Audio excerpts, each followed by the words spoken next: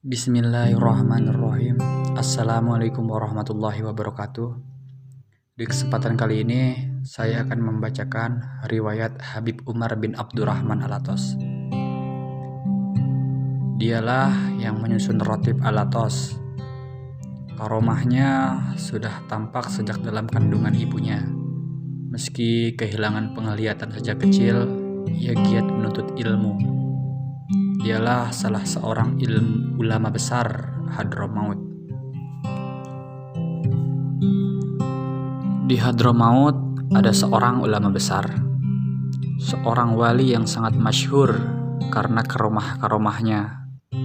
Dialah Habib Umar bin Abdurrahman Al-Atos yang lahir pada 992 Hijriah atau 1572 Masehi di desa Lis dekat kota Inat. Arti dari Al-Atos adalah orang yang bersin. Disebut demikian karena konon ketika masih berada di dalam kandungan ibunya, yaitu Sarifah Mujnah binti Muhammad Al-Jufri, ia sering bersin. Janin yang masih di dalam kandungan bisa bersin. Tentu hal ini merupakan hal yang luar biasa. Meski sejak kecil ia sudah kehilangan penglihatannya, Allah menerangi hatinya sehingga ia mampu menyerap dengan baik semua pengetahuan tentang agama yang diajarkan oleh ayahnya, yaitu Imam Abdurrahman bin Aqil. Semangat belajarnya memang sangat besar.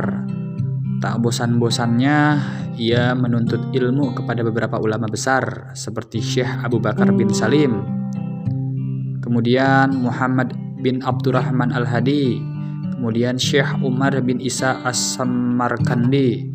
Kemudian sementara guru utama yang paling ia hormati ialah Habib Husain bin Syekh Abu Bakar bin Salim. Asal mula dinamakan Al-Atos. Kata Al-Faqih Abdullah bin Umar Ba'ubad, beliau dinamakan Al-Atos yang bermaksud bersin karena beliau pernah bersin ketika masih berada di dalam perut ibunya.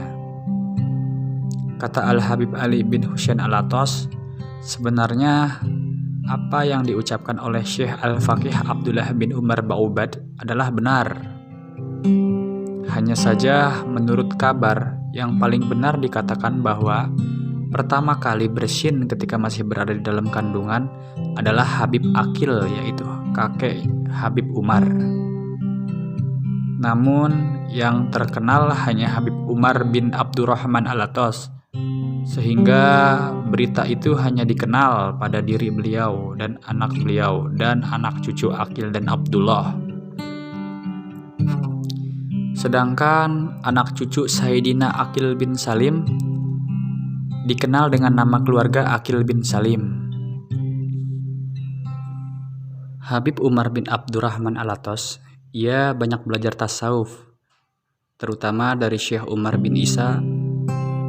Setelah merasa cukup menuntut ilmu, lalu ia membuka majelis taklim dengan mengajarkan ilmu agama.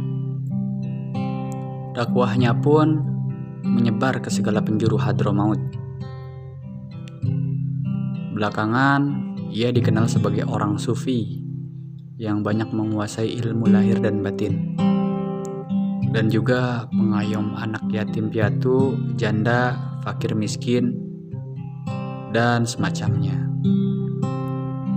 Siang, ia pakai untuk mengajar.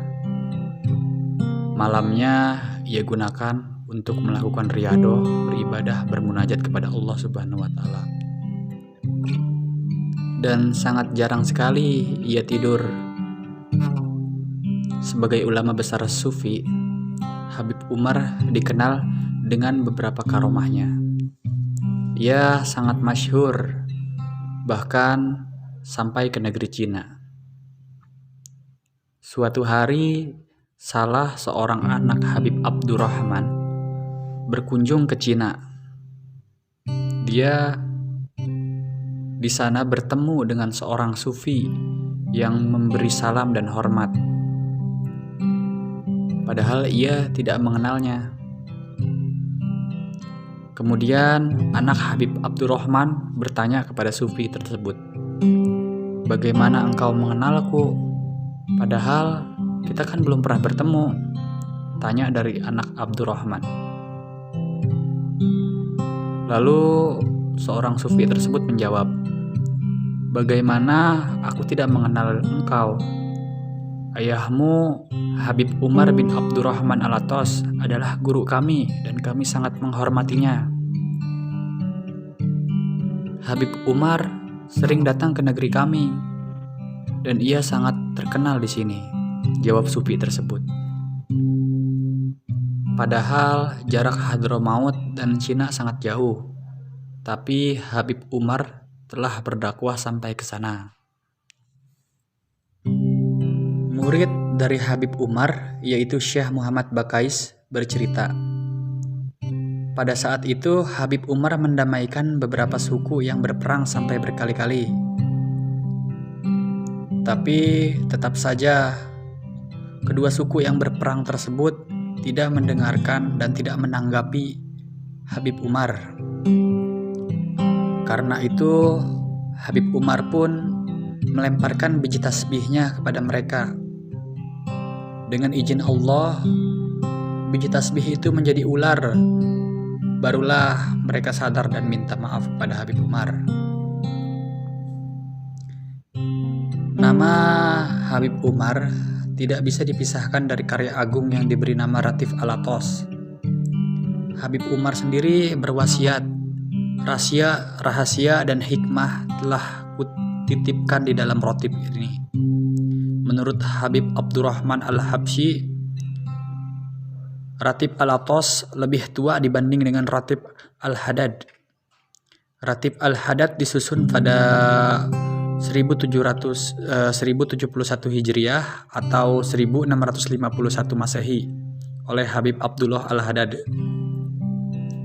Sedangkan Ratib Alatos disusun jauh sebelumnya. Ada beberapa wirid atau doa yang tidak ada dalam Ratib Alatos, tapi terdapat dalam Ratib Al-Hadad. Demikian pula sebaliknya. Namun seperti ratib-ratib yang lain, keduanya tetap mengacu pada doa yang diajarkan oleh Rasulullah SAW. Ratib Al-Atos biasa dibaca usai sholat maghrib, tapi boleh juga dibaca setiap pagi, siang, atau tengah malam. Bisa dibaca sendiri atau berjamaah. Manfaat ratib ini sangat besar. Bahkan ada sebagian ulama yang mengatakan dengan membaca Ratib Al-Atos atau Ratib Al-Hadad setiap malam, Allah akan menjaga dan memelihara seluruh penghuni kota tempat kita tinggal, menganugerahkan kesehatan dan memudahkan rezekinya kepada setiap penduduk. Dalam keadaan sangat khusus dan mendesak, ratib tersebut bisa dibaca 7 hingga 41 kali berturut-turut. Pendapat ini mengacu kepada beberapa hadis Rasulullah SAW tentang manfaat istighfar dan doa-doa lainnya. Sebab dalam ratib-ratib tersebut antara lain terdapat sholawat, tahlil, tasbih, tahmid, dan istighfar. Sekian kisah dari Habib Umar bin Abdurrahman Alatos. Kurang lebihnya saya mohon maaf bila ada kesalahan. Mudah-mudahan kita semua berada dalam rahmat Allah Subhanahu wa Ta'ala. Amin amin ya rabbal alamin. Sekian, wassalamualaikum warahmatullahi wabarakatuh.